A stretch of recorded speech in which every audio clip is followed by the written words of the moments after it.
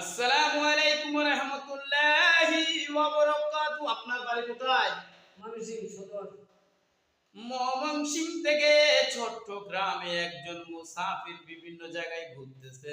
আল্লাহ পবিত্র কুরআন শরীফে কুরআনুল মাজিদ কুরআনুল হাকিম আল্লাহ তাআলা রব্বুল আলামিন ইরশাদ করতেছে, তোমরা মুসাফিরের হক মুসাফিরকে আদায় করে দাও। আবার মুসাফিরকে বলেছে, যদি তোমাকে কেউ না ডাকে তুমি খারো করে যেও না। মুসাফিরের কিছু সত্য থাকে, ওই সব সত্যের তালিকায় মুসাফিরের সঙ্গী সাথী একজন থাকতে হয়। যদি সেই সঙ্গী সাথী না পায়, সেই আল্লাহর রাস্তায় একলাই যে চলে আসে, তাকে আল্লাহ তাআলা রব্বুল আলামিন তার গায়বী কুদরতের মধ্যে সাহায্য করবে। কুল ইয়া রাব্বি ইয়া জালালি একরাম। মুসাফিরকে ভালোবাসা প্রত্যেকটা মুসলমানের ওয়াজিব।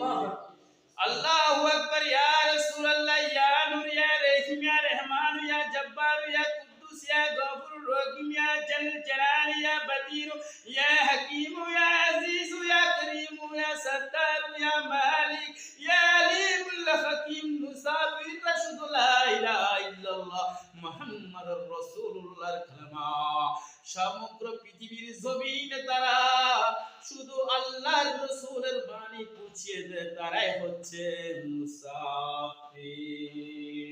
সুবহানাল্লাহ। পবিত্র কুরআনুল মাজিদ আল্লাহ তাআলা রব্বুল আলামিন সূরা নাহলে বলে, তোমরা মুসাফিরের সাথে কখনো বেয়াদবি, মুসাফিরের সাথে তোমরা কখনো দুষ্টুমি, তোমরা মুসাফিরের সাথে কখনো বেয়াদবি করো না। আল্লাহর হুকুম যারা মানে না, যারা মুসাফিরের সাথে দুষ্টুমি করে, যারা মুসাফিরের সাথে কথাবার্তা মনে কষ্ট দেয়, আল্লাহ সরাসরি ওইসব ব্যক্তির বিচার করবে। নাকি না চাচা? মুসাফিরের মনে কষ্ট দেওয়া যাবে না। আল্লাহ সকলকে বুঝার তৌফিক দান করুক, হেদায়েত দান করুক, আল্লাহুম্মা আমিন। আর যারা বুঝে শুনে এইসব মুসাফিরের সাথে লেগে জায়গা, আল্লাহ তাদের বিচার করবে। আমি বলেন চাচা? আমিন। আমিন।